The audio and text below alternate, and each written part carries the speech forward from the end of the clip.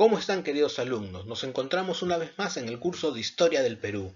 El tema que vamos a desarrollar es el Estado y la sociedad inca, parte 2. La clase anterior vimos el Estado y la sociedad inca 1 y vimos a grandes rasgos cómo estaba conformada esta sociedad.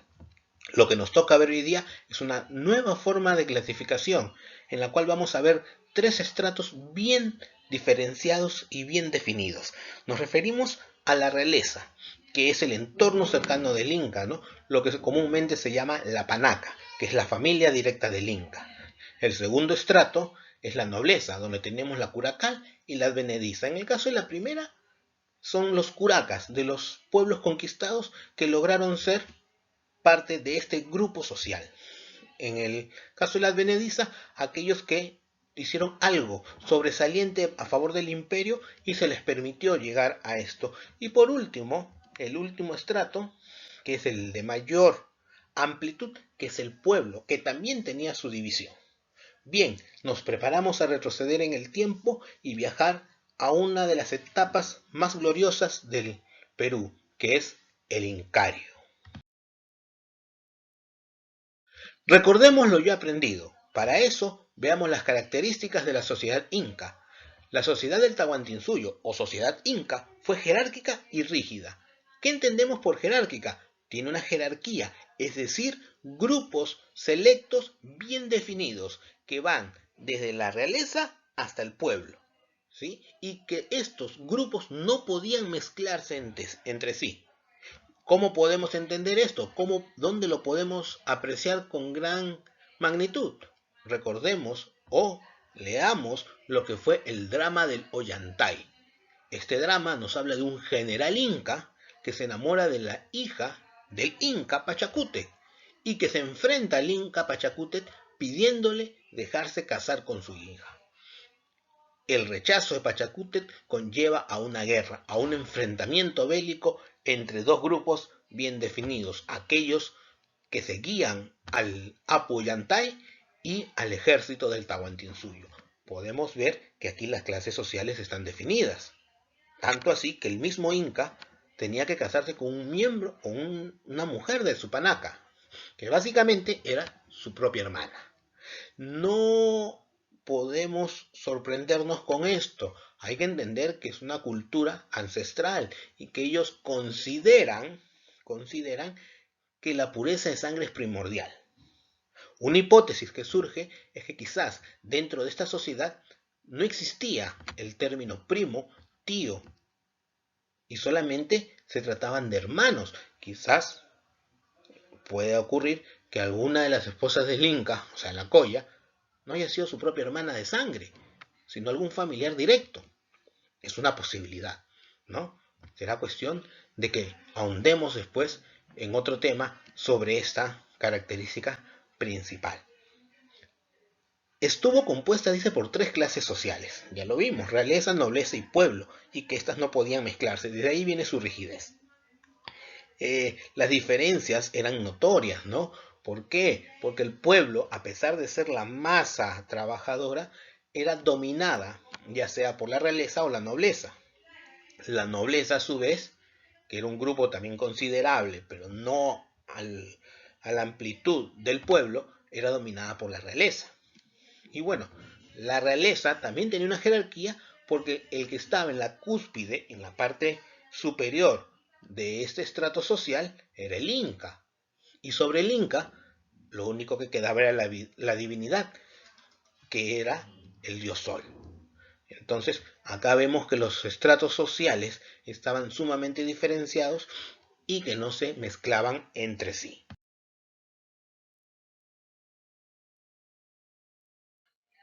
Veamos ahora la realeza, centrándonos en la figura del Inca, denominado Hijo del Sol, en quechua, Inti Churin, o el único Zapayan Inca. También se le llamaba el Huashcapa Cuyazagan, que quiere decir el querido por los pobres, ya que el Inca era muy bien visto, era respetado, era adorado. Básicamente su pueblo clamaba por él, como en muchas culturas. Si el Inca no estaba, el pueblo no sabía qué hacer. Bien, Por eso que él era la máxima autoridad.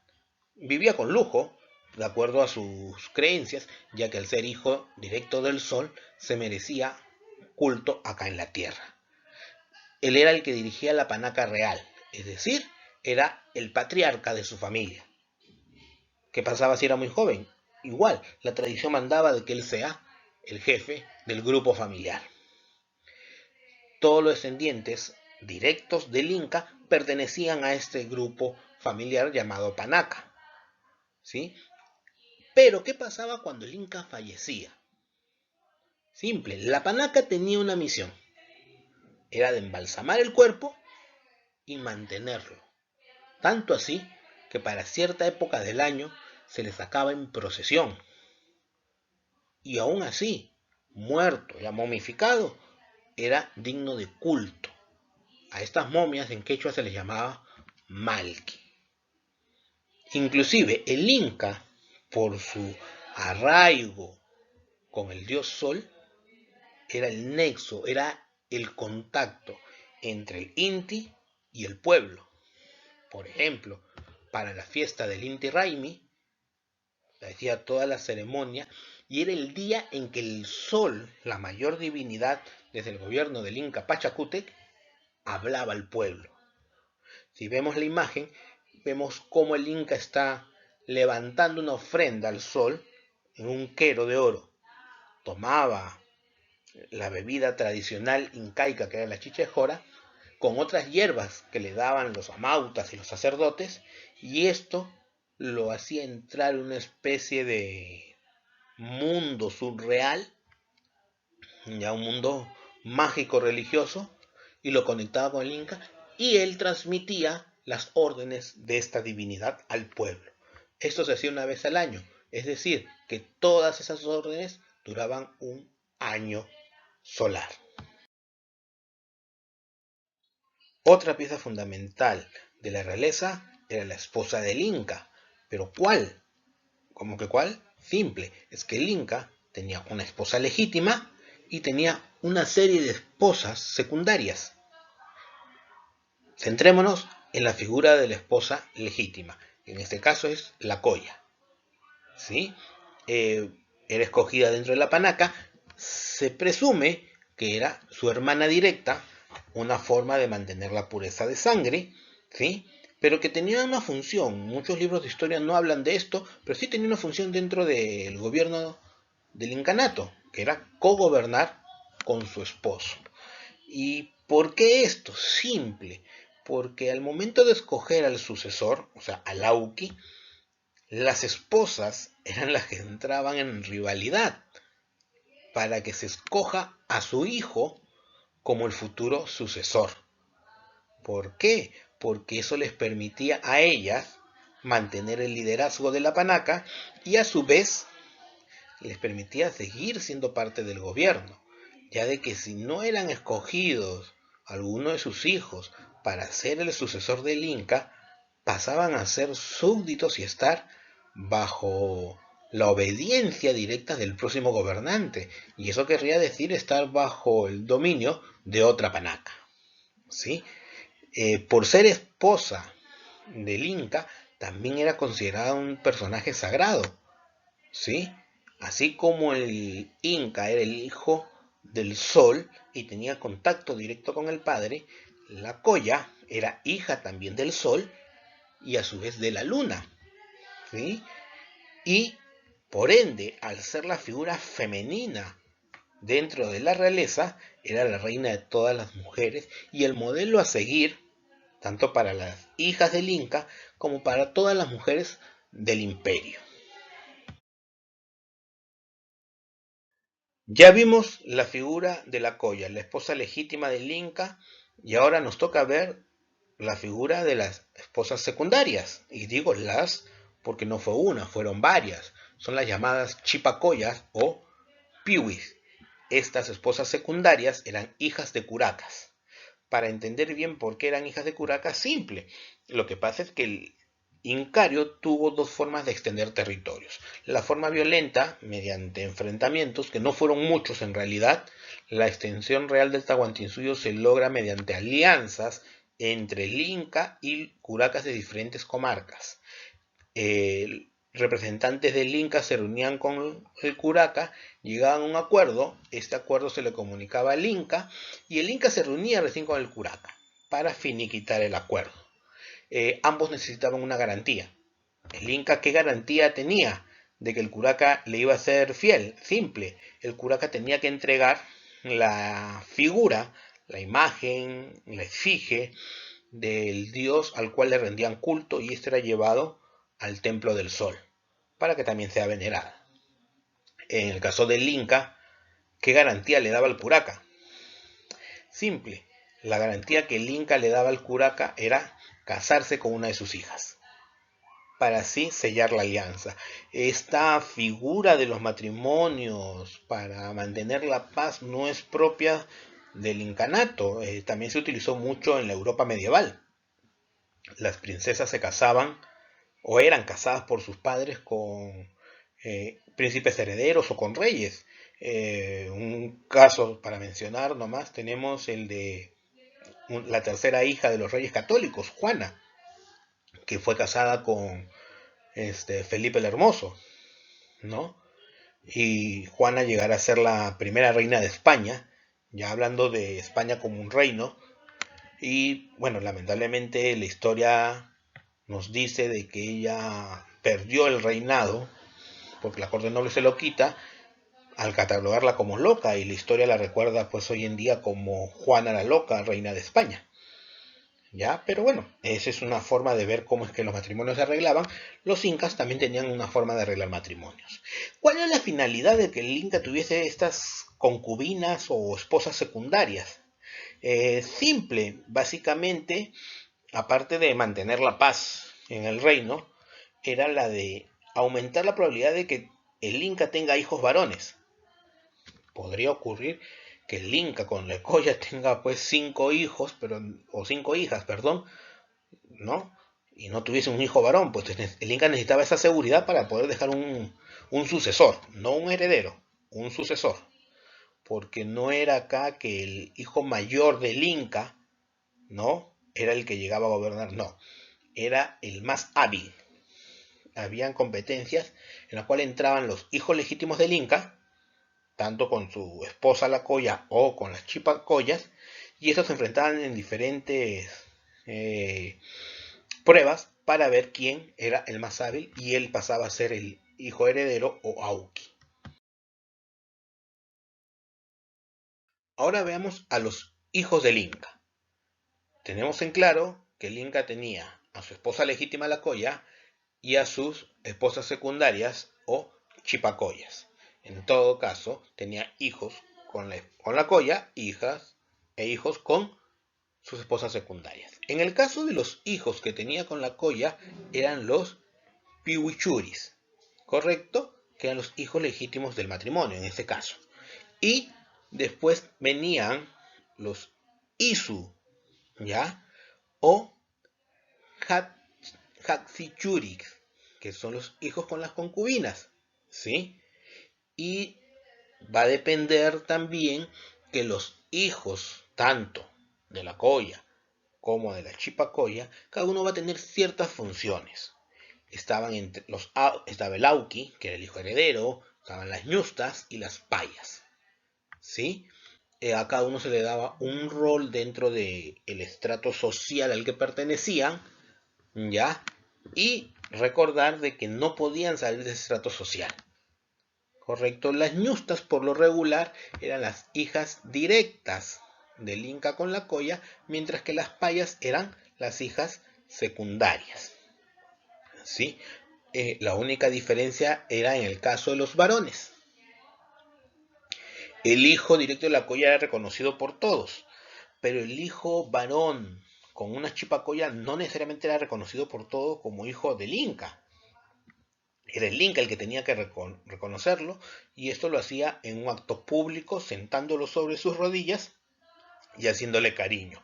Bastaba eso para que todo el pueblo, toda la comunidad, reconociera a ese hijo como hijo legítimo del Inca y con opción a participar en las competencias para ver si podía ser un auqui o hijo heredero. Ahora veamos el siguiente estrato social, que es la nobleza. Ya vimos la realeza conformada por el Inca, sus esposas, sus hijos, es decir, los familiares directos o cercanos de este núcleo básico familiar. Nos toca ver la nobleza, que es la élite cusqueña, y dentro de esta élite vamos a encontrar a la nobleza de sangre. ¿Sí? Está conformada por los integrantes de la panaca, desde el grupo familiar más cercano del Inca, ¿sí? Descendientes del gobernante, y que serán los encargados a la muerte del Inca de momificar su cuerpo y rendirle culto. Recordemos que a esta momia se le llama Malki. ¿Ya? Eh, Deberá ser puesta en su antiguo, en el palacio donde gobernó, o donde él decida antes de morir que se le ubique, ¿ya? Y curiosamente, esta élite cusqueña tenía que diferenciarse porque no era la única nobleza que había. Recuerda que estaba en la nobleza advenediza, ¿no? Que se diferenciaba entre curacal y de privilegio, ¿no? Eh, ¿Cómo se diferenciaban?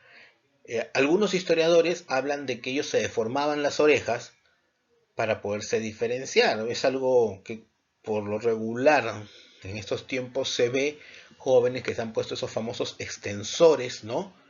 Que hace que el payar de la oreja se vaya dilatando, ¿no? Y que la perforación que se hizo de un arete se convierta pues en realmente un agujero o una circunferencia. Otros historiadores dicen que no se las deformaban, sino que llevaban una especie de pequeña mascaipacha y de la cual en los lados colgaban unos cintos con unos pendientes grandes de oro que le cubrían las orejas, como si fuesen unos audífonos de los que se usan hoy en día, esos grandazos, ¿ya? Pero de oro, ¿no? Y se creía pues que estos eran aretes que cubrían las orejas porque eran realmente descomunales, ¿no? Pero no se sabe a ciencia cierta. Lo que sí se sabe es que se le llamaban orejones y que básicamente pasaban a ser pues la élite que regía este estrato social de la nobleza. Eran los encargados de comandarla porque ocupaban cargos públicos dentro del incanato. Sigamos con la nobleza. Nos toca ver ahora la nobleza advenediza. ¿Qué quiere decir advenediza? Que no tiene un vínculo de sangre con la otra nobleza, que es familiar del Inca. No son familiares del Inca, no son familiares lejanos, nada que ver. Es gente que por algún desempeño o por extensión del imperio logró acceder a este estrato social. Se divide en dos, básicamente, aquellos que lograron llegar por ser gente importante de alguna comarca. Estamos hablando en este caso de los curacas. Por eso que esta clase de nobleza advenediza se le llama curacal, ¿no? Son los curacas o miembros nobles de los pueblos que fueron anexados o sometidos al incanato. La nobleza advenediza de privilegio está conformada por funcionarios o gente que hizo algo importante o especial para el Estado. ¿Sí? Y por mérito a esto es que se les permitió llegar a ocupar este cargo tan importante o ser miembros de este tipo de nobleza. Pero ojo, no se mezclaban entre estas. La nobleza advenediza entre ellos no se mezclaban. O sea, la de privilegio con la curacal no se mezclaban. Estaban distanciadas por costumbres. Igual, la nobleza advenediza en general no se podía mezclar con la nobleza de sangre. Y a su vez, la nobleza no podía mezclarse con la realeza. El último estrato social es el pueblo y es el más numeroso. Debido a ello es que cuando se dibuja la famosa pirámide o el triángulo, si lo quieres llamar así, de la sociedad en el incanato, vas a ver que abajo está el pueblo como la base, por ser el más numeroso. Básicamente a los miembros del pueblo se le llamaban Hatun Runas, que quiere decir hombres o gente, ¿no? Eh, Al pertenecer al pueblo se dedicaban a las labores comunes, ¿no? Labores agrícolas, ganaderas, pero eso sí, tenían obligaciones con el Estado. servicios que eran de carácter temporal, es cierto, pero que tendrían que cumplirlos. Podían ser de pocos años quizás, o en algunos casos duraban hasta 20 años, en el peor de los casos duraba una vida entera, dependiendo de que dentro del pueblo en qué subestrato social estabas ubicado. Vemos uno de ellos, los mitimayocs o mitimayos, como se le llama castellanizadamente esa palabra. Trabajadores en construcción, en minas u otros servicios que requiera el Estado. El trabajo era obligatorio, ojo, pero su tiempo de duración era corto, o sea, lo hacían por espacios pequeños e iban rotando, ¿sí? Eh, el Inca era consciente de que no debería tener a la gente trabajando toda su vida. ¿Ya? A este tipo de trabajo se le llamaba minca, que es el trabajo de construcción. ¿Y por qué no lo tenían trabajando toda su vida? Porque eran conscientes de que el poblador no iba a aguantar. No podía ser un trabajo de explotación. Es lo que nos quiere decir esto, ¿no? Que en el incanato no existió la figura de la explotación laboral como se va a dar con la llegada de los españoles, ¿no? Por debajo de los mitimayos o mitimayocs estaban los mitmacunas o mitimaes. Estos son grupos de personas que también se les considera ayllus, que han sido trasladados de acuerdo a lo que el Inca determinaba. ¿Qué quiere decir? Que muchos de estas pequeñas comunidades o ayllus pertenecían a territorios que habían sido anexados, ya sea de una forma violenta o pacífica, al incanato, y que por un requerimiento eran llevados a trabajar, ¿no?, la tierra o en talleres de manufactura, ¿no?, por un periodo de 10 a 25 años en algunos casos.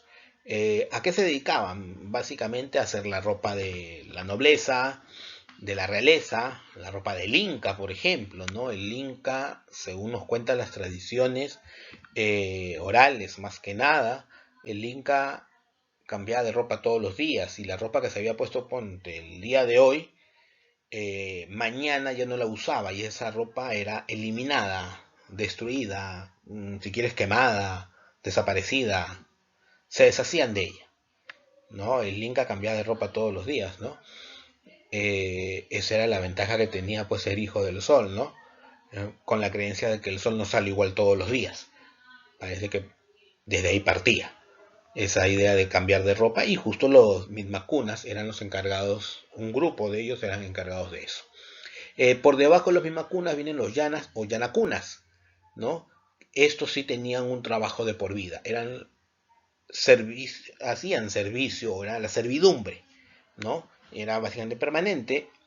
Eh, en algunos casos podía considerarse como un servicio temporal, aunque el tiempo requerido fuera toda su vida. Por cierta benevolencia se le podía dar un periodo temporal de servicio. Y el detalle es que sí era hereditaria, ¿no?